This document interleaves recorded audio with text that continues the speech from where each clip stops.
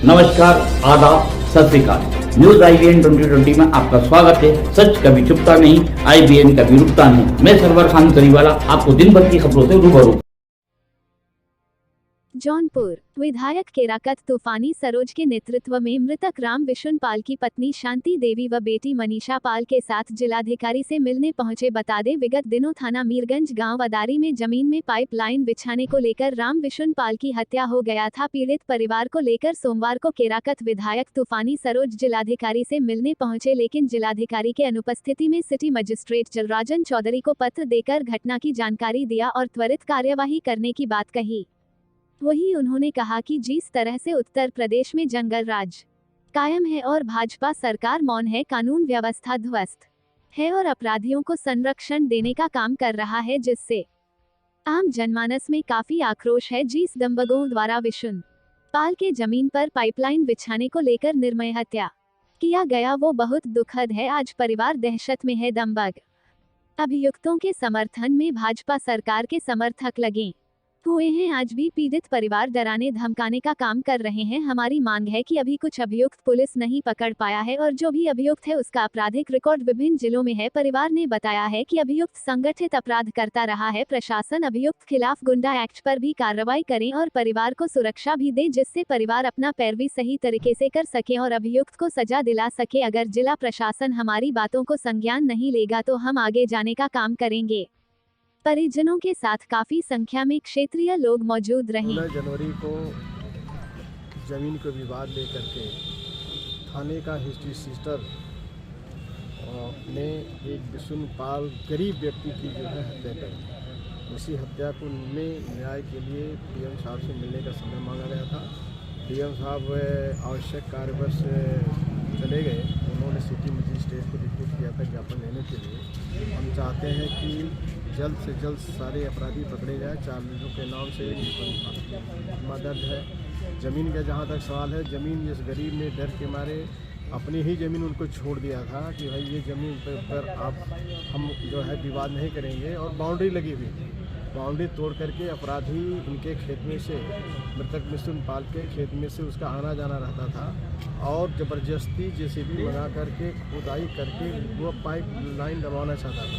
और ये विशुन पाल जी उसको रोक रहे थे जो है कि पाइप हमारे खेत से न डाली जाए। यही प्रकरण है। इसी प्रकरण में हमने इन लोगों ने दबंगों ने मार करके विशुन पाल की हत्या कर दी है। उस सिलसिले में DM साहब से मिलने के लिए यहाँ पर आए। कब ये घटना हुई? ये 16 जनवरी की बात है, शाम को 3 बजे। 16 जनवरी शाम 3 बजे बात हुई है कि SDM ने भरोसा दिलाया था कि मैं तुरंत पैमाइश करा करके कब्जा दिला दूंगा ज़मीन पर, लेकिन अभी तक उनमें कोई कार्रवाई नहीं की गई है। पैमाइश तो की गई लेकिन उस स्थान पर कोई कार्रवाई नहीं की गई। कब्जा दिलाने संबंधी कोई बात नहीं हुई। पुलिस की तरफ से क्या कार्रवाई की गई? इसमें क्या तहरीर तो पर कार्रवाई उसमें से की? एक अपराधी पकड़ा गया है, बाकी 3 जो है बाहर हैं। अपराधी जो है वो हिस्ट्री थाने के हिस्ट्री सेक्शन लोग हैं और इसके बारे में कई बार पहले भी मुकदमे हुए थे जो है, लेकिन क्षेत्रीय पुलिस को उसका इतना दबाव प्रभाव है, पर पुलिस में पर इतना प्रभाव है कि पुलिस ने क्षेत्रीय कभी इसके पूर्व में कार्रवाई नहीं किया। अगर पहले भी कार्रवाई किया होता, न्याय दिलाने काम किया होता तो इस तरह की घटना नहीं घटी होती। तो क्या पुलिस की कार्रवाई से संतुष्ट हैं या? नहीं, पुलिस कार्रवाई से कहाँ संतुष्ट। पुलिस अगर इसके पहले भी जो है झगड़े कई बार हुए उनके साथ, अगर पुलिस न्याय किया होता तो आज बात ही नहीं आती जो है। पुलिस तो दबाव में चलती है, पुलिस जिसका दबाव बन जाता है उसके काम करती है जो है। न्याय कहाँ दिलाई? न्याय नहीं दिलाई जो है। न्याय दिलाई होती तो विशुन पाल की हत्या नहीं होती, विशुन पाल जो है मरे नहीं होते। पुलिस किसके दबाव में है? नहीं, पुलिस जो है अपराधी, वो अपराधी थाने का हिस्ट्री टीचर, उसका प्रभाव उसके दबाव में रहती है। कहीं न कहीं से लोगों का अपना लिंक है, उसके दबाव में प्रेशर में है।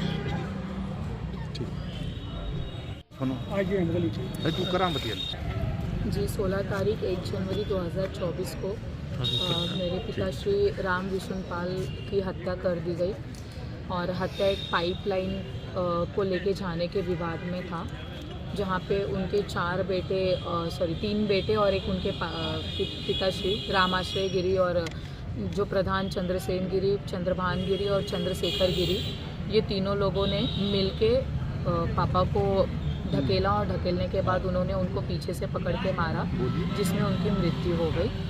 तो बस मैं यही चाहती हूँ कि सरकार से और जितने भी पुलिस ऑफिसर हैं इनसे यही चाहती हूँ कि उनके ऊपर कड़ी सी कड़ी कार्यवाही की जाए और हमारी जो ज़मीन है जो हमने पहले छोड़ा हुआ था कि विवाद नहीं होना चाहिए उसको लेके, तो अब मैं ये चाहती हूँ कि हमारी पूरी ज़मीन हमारे कब्ज़े में करके दी जाए। आज आप लोग कहाँ आए?